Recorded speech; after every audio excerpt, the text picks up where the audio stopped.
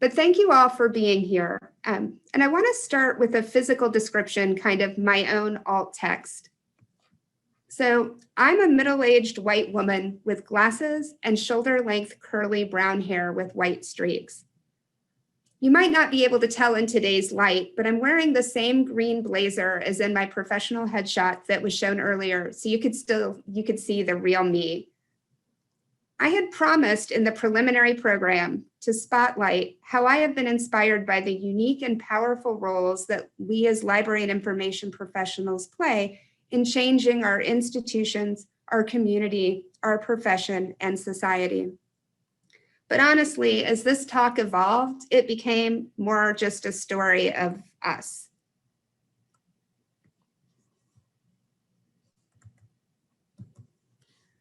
So I'm in my library today, and first I want to acknowledge the original inhabitants and traditional village sites of the land that Oregon Health and Science University is occupying and built upon. The Multnomah, Cathlamet, Clackamas, Tumwater, Watlala bands of the Chinook, the Tualatin Kalapuya, Molalla, Wasco, and many indigenous nations of the Willamette Valley and Columbia River Plateau. I thank the original caretakers of this land, past, present, and future. But land acknowledgements are just a beginning, and we need to invest further. I recently learned of this site, Living Nations, Living Words, from our first Native American United States Poet Laureate, Joy Harjo. Please visit this site, recognize First Peoples, and read, love, invest in, and share their poetry. So I want to start with all the thank yous in case people can't stay till the end of this talk. But this is also an opportunity for us to get to know each other and build community. Something that Lisa already said is easier in this virtual environment than in a big meeting hall. If I identify communities in the slides or verbally, and you've been part of that community, if you're comfortable doing so, please identify yourself in the chat so that others in the session can meet you and see what we all have in common. And although I can't track on that during this session, I will look forward to reading the chat afterwards. So first of all, thank you to my family and all my coworkers, past and present, especially those from Oregon Health and Science University are shown here at the picture at the top. Coworkers are what makes being able to serve as positions like MLA president possible. I also want to thank my boss, David Robinson, who's on vacation today. I would love to see any coworkers from any of my previous institutions say hi and where we work together in the chat. I want to thank Sheila Hofstetter for my first hospital library internship experience at community hospitals in Indianapolis. Sheila also recommended me for the National Library of Medicine Fellowship. Any NLM fellows or NLM staff here, please say hello in the chat. Next, I want to shout out to my chapter homes. The Midwest chapter where I started, the Mid-Atlantic chapter where I was a member twice, the New York, New Jersey chapter, now the Liberty chapter, and the Pacific Northwest chapter, my current home. If you're here from one of those chapters, say hi. And then finally, to all the juries and all the donors of the awards and scholarships shown here, I want to especially thank the two that are from some of my many caucus homes, from medical informatics and from public health administration. So I need to pause here and say that while most of this talk is focused on inclusion, care, and joy, I will be speaking about topics that might be activating or triggering to some of you. And so I wanted to give you a warning and also say that I understand if you can't stay for this. So I'm here as your MLA president due to many amazing mentors and friends. And I didn't plan to talk about structural racism today, but here we are. So I was going to tell you about how I became a medical librarian, because I was planning to be an art librarian and art historian. And Joyce Taylor, shown here on the left, was my library school advisor. She also taught the reference course. And I was a working student working in many libraries during my training. And you couldn't do her course observation at a library where you had worked. So her class sent me to the Ruth Lilly Medical Library of Indiana University to do an observation. And the rest is kind of history, but when I came back and wanted to switch, she made She helped me make it work, even though medical libraries weren't something that she had a lot of experience with. And I wanted to share her with you as part of my story. This is how she looked in 1995, 1996, when I was a library student, when we had pictures of all the faculty up on the wall. And so when I went to look for this picture, all I could find was a blurry group photo in a newsletter about some other event. And I found in Indiana Libraries magazine in the archives, her 2003 essay on her retirement, but it didn't have a photo. And I'll be honest, she was my advisor, but I didn't really ask her that much about her journey and her story. So when I read this retirement essay and learned that she had written since 1973, there have only been 7 African Americans who have earned a PhD from Indiana University School of Library and Information Science. I was the last of the 7 in 1993. So in 2003, there hadn't been others, and her rank was senior lecturer. Now, I don't know if that was by choice or if she felt a lack of support to join the professorial ranks. My alma mater, probably like many others, doesn't make it easy to find out about Dr. Taylor or other Black librarians who earned doctorates or taught there. I had to contact the archives to find and digitize this photo. It was the only photo they had, and the newly minted metadata assigned very recently simply identifies her by name, the school, and the topics women and minorities. Nothing about her faculty role, alumni role, or specific identity. So I want to just say to all of us that as alumni, we have a powerful voice, and we can push our schools past the structural racism that keeps role models like Dr. Taylor hidden, and that's something that I'm going to be committed to doing so. I'm going to pause for a second. Another powerful early mentor I want to share with you today is Dr. Zoe Stavry. Zoe was the National Library of Medicine Associate Fellows Coordinator when I became part of the program. In the middle here is the photo from when she was herself an NLM Fellow. She inspired me and Tammy Mays in the photo on the right to pursue our doctoral education. Zoe and I always had the best intentions to collaborate at some point on a consumer health informatics project, something like that, but I was always too busy. In 2014, we learned that Zoe, who had had a lifelong battle with depression, had died by suicide.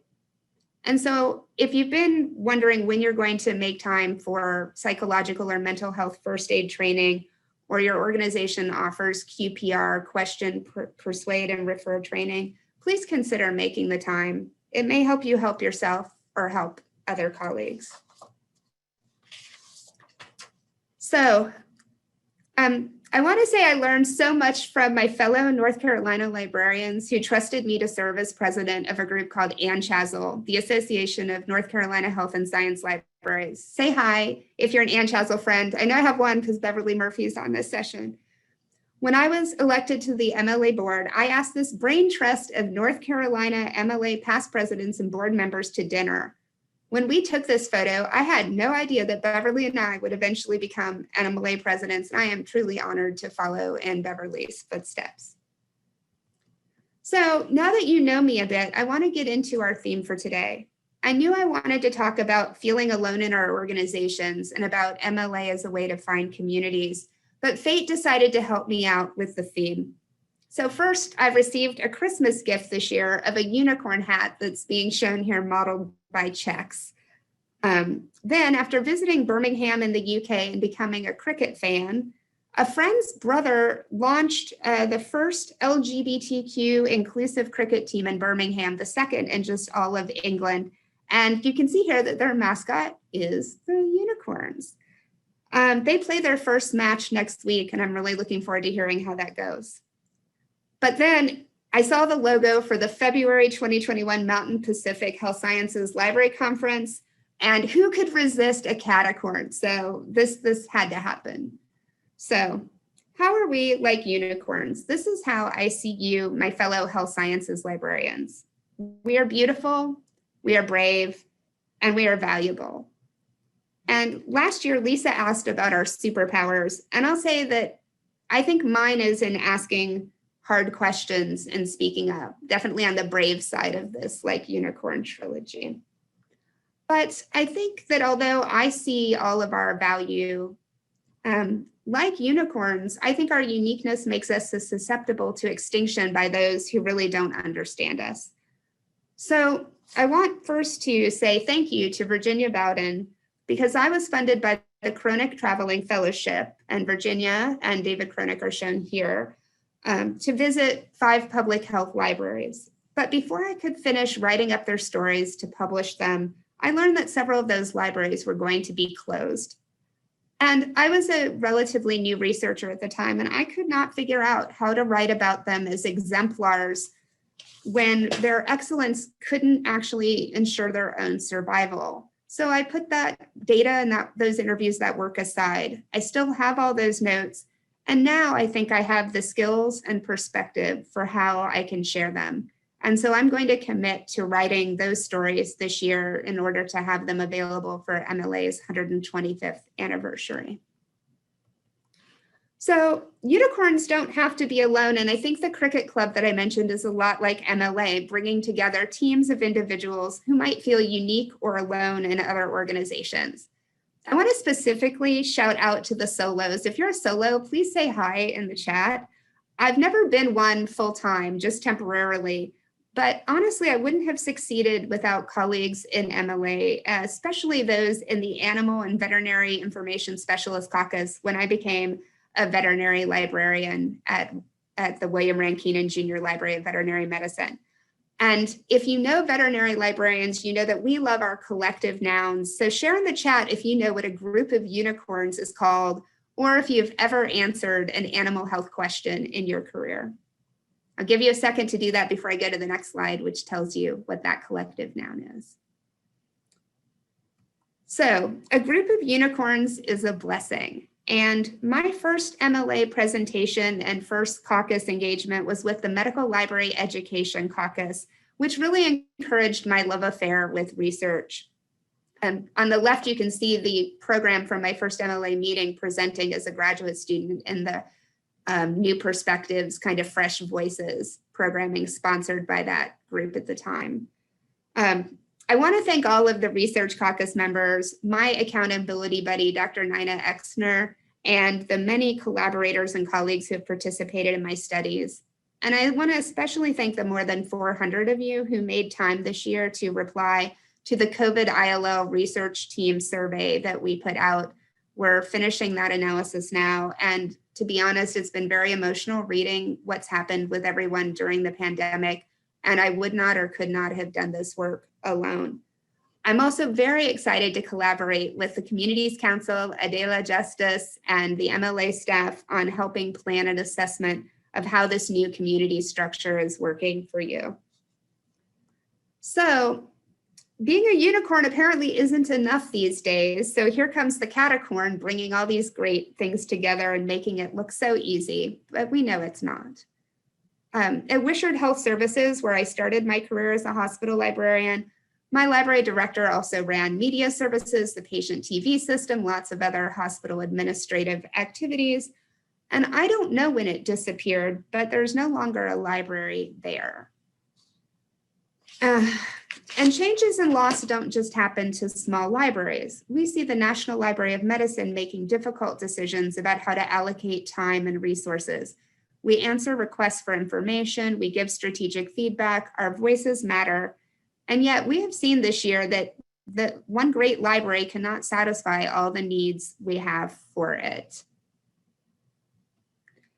So sometimes we say no, and sometimes we say yes. And you'll probably have that experience with me this year as your MLA president.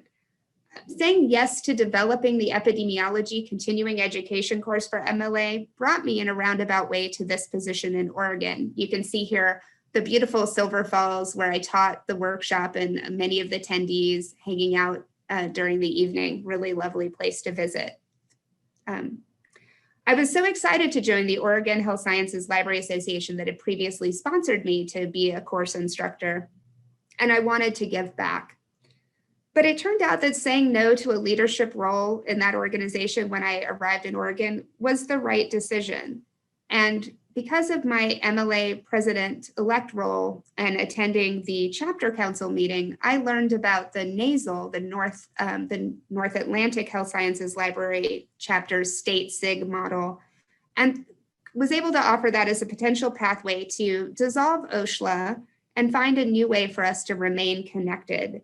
So what I learned from this is that when our capacity and energy is limited, sometimes it's better to use it to restructure things to a sustainable scale than to try to maintain the status quo until we burn ourselves out. So there's just 2 more slides. Let's rest here for a minute. I appreciate those of you who've stayed for this. I inserted this image from our Portland Art Museum because we were not able to welcome you to Portland. And then I realized the title, Please Participate, of this was actually perfect for talking with fellow members of a volunteer-led organization. So here we are. This is my last slide. My goals this year are to help you achieve your goals and to help MLA achieve goals together, to reflect critically on our past and future, and to make those commitments I promised earlier throughout this talk. Let's create and share memories this year together. And I just have 2 more things that I want to kind of share very quickly. The first is that I want to congratulate my friend, mentor, and collaborator, Patricia Gallagher, on her retirement. You can see a picture of us here 20 years ago in Orlando with our colleague Gail Hendler presenting on New York Online Access to Health. And then also to say, you can see here, I'm being brave. I'm riding a horse on the streets of the Upper West Side in New York City, wearing my MLA 2001 Odyssey t-shirt. And so to wish you all happy trailblazing and to hopefully see you all in New Orleans in 2022.